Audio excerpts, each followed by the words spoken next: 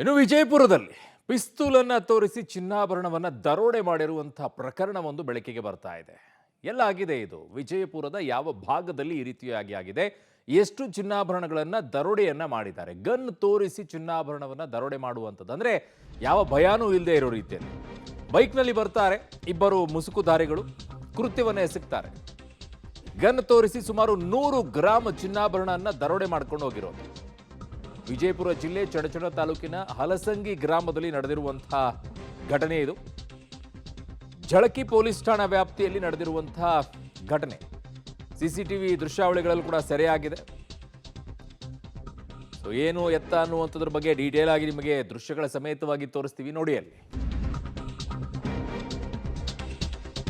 ಯುವಕನ ಕಾಲಿಗೆ ಗುಂಡೇಟನ್ನ ಹೊಡೆದಿದ್ದಾರೆ ಇವರು. ಹೂಗಾರಿ ಎಂಬ ಯುವಕನ ಬಲಗಾಲಿಗೆ ಗುಂಡೇಟು ಬಿದ್ದಿದೆ.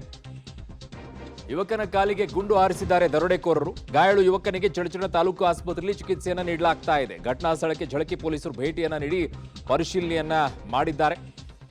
ಸೊ ಇವರನ್ನ ಹಿಡಿಯಕ್ಕೆ ಇನ್ನೆಷ್ಟು ದಿನ ಬೇಕಾಗುತ್ತೋ ಗೊತ್ತಿಲ್ಲ. ಕಾರಣ ಅಲ್ಲಿ ಹಿಂದೆ ATM ಕಳ್ಳತನ ಆದಂಥ ಸಂದರ್ಭದಲ್ಲಿ ಇನ್ನೂ ಒಂದು ಪ್ರಕರಣದಲ್ಲಿ ಪತ್ತೆನೇ ಹಚ್ಚಿಲ್ವೇನೋ, ಎಲ್ಲಿ ಹೋಗಿದ್ದಾರೆ ಏನೋ ಗೊತ್ತೇ ಇಲ್ಲ. ಈ ಪ್ರಕರಣದಲ್ಲಂತೂ ಇವರನ್ನು ಹುಡುಕಲ್ವೋ ಗೊತ್ತಿಲ್ಲ. ಬಟ್ ಬೈಕ್ನಲ್ಲಿ ಬಂದಿರೋದ್ರಿಂದ ಗೊತ್ತಾಗಬಹುದು ಅಂತ ಕಾಣಿಸುತ್ತೆ. ನನ್ನ ಸಹೋದ್ಯೋಗಿ ಈಗ ಪುರುಷೋತ್ತಮ್ ಕುಲಕರ್ಣಿ ನನ್ನ ಸಂಪರ್ಕಕ್ಕೆ ಸಿಗ್ತಾ ಇದ್ದಾರೆ. ಪುರುಷೋತ್ತಮ್, ಈಗ ಏನ್ ಡೀಟೇಲ್ ಸಿಗ್ತಾ ಇದೆ? ಏನ್ ಮಾಹಿತಿ? ಪೊಲೀಸರು ಪ್ರಾಥಮಿಕವಾಗಿ ಯಾವ ಕಡೆ ಹೋಗಿದಾರಂತೆ, ಏನಾದರೂ ಸಿಗ್ತಾ ಇದೆ ಮಾಹಿತಿ?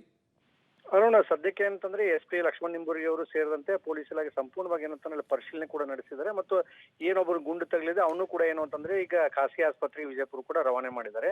ಆದ್ರೆ ಇದುವರೆಗೂ ಕೂಡ ಏನಂತಂದ್ರೆ ಯಾವ ರೀತಿ ಏನು ಒಂದು ಬಂದೂಕನ್ನ ತಗೊಂಡ್ ಬಂದು ಈ ರೀತಿ ಏನು ಬೆದರಿಸಿ ಏನು ದರೋಡೆ ಮಾಡಿದ್ರೆ ಇವ್ರ ಪತ್ತೆ ಹಚ್ಚಲಿಕ್ಕೆ ಎಲ್ಲ ಏನು ಮಹಾರಾಷ್ಟ್ರದ ಬಾರ್ಡರ್ ಗಡೆ ಬರ್ತೇವೆ ಅಲ್ಲೆಲ್ಲ ಕೂಡ ಏನು ಚೆಕ್ ಪೋಸ್ಟ್ ಮಾಡಿದ್ರೆ ಪೊಲೀಸ್ ನಾಕಾಬಂದಿ ಕೂಡ ಮಾಡಿದ್ದಾರೆ. ಇನ್ನು ಹೆಚ್ಚಿನ ಮಾಹಿತಿಗೆ ಏನು ಕೂಡ ಇದ್ರ ಬಗ್ಗೆ ಇನ್ನೂವರೆಗೂ ಸಿಕ್ಕಿಲ್ಲ ಅರುಣ್. ಓಕೆ ಪುರುಷೋತ್ತಮ್, ನಿಮ್ಮೆಲ್ಲ ಮಾಹಿತಿಗೆ ಧನ್ಯವಾದಗಳು.